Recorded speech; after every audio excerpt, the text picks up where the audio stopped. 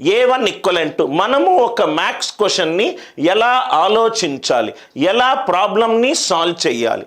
A1 equivalent to 1, A1 equivalent to 1 ఏమిచ్చాడు?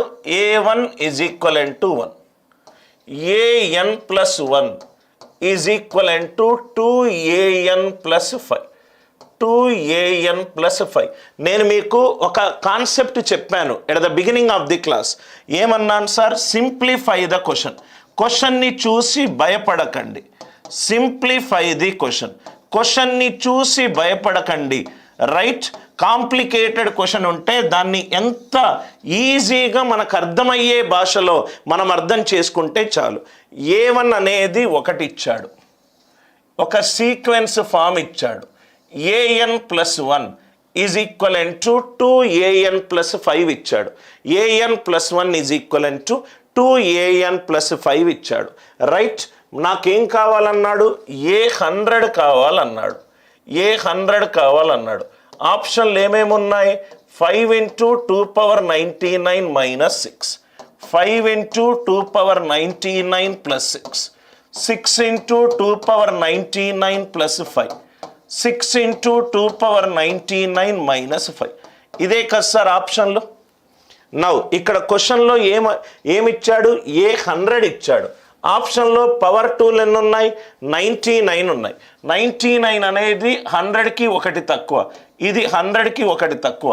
100 బదులు నేను 2 పెట్టుకుంటే ఏమవుతుందో చూద్దాం. A2 పెట్టుకుంటే ఏమవుతుంది? 2 ఎప్పుడు వస్తుంది? N ఈక్వలెంట్ 1 పెట్టుకుంటున్నా.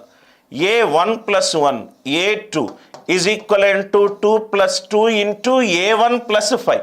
A1 వాల్యూ ఎంత ఇచ్చాడు? 1 ఇచ్చాడు. 2 ప్లస్ 5 ఎంత? 7. ఆన్సర్లో 99 బదులు 1 పెట్టుకుంటే ఎక్కడ నాకు 7 వస్తే అదే ఆన్సర్. 5 ఇంటూ 2 10 మైనస్ 6 4 కాదు. 5 ఇంటూ 2 10 ప్లస్ 6 16 కాదు. 6 ఇంటూ 2 12 ప్లస్ 5 17 కాదు. 6 ఇంటూ 2 12 మైనస్ 5 7, 12 మైనస్ 5 7. నేనేమన్నాను సార్? ఎంత పెద్ద క్వశ్చన్ ఉన్నా సింప్లిఫై చేసుకోండి. సింప్లిఫై చేసుకుంటే క్వశ్చన్ చూస్తే మనకు ఐడియా వస్తుంది. 100 మనకు కావాలి, ఆన్సర్లో అన్ని పవర్ 99లు ఉన్నాయి. అదే మనకు A3 కావాలనుకోండి, 5 into 2 square minus 6, 5 into 2 square plus 6, 6 into 2 square plus 5, 6 into 2 square minus 5. ఏ క్వశ్చన్ని కూడా మనము ఆన్సర్ చెప్పేయడానికి స్టెప్ బై స్టెప్ సాల్వ్ చేయకుండా రూట్ కాజ్ అనాలిసిస్ తోటి సాల్వ్ చేసే ప్రయత్నము చేస్తున్నాము.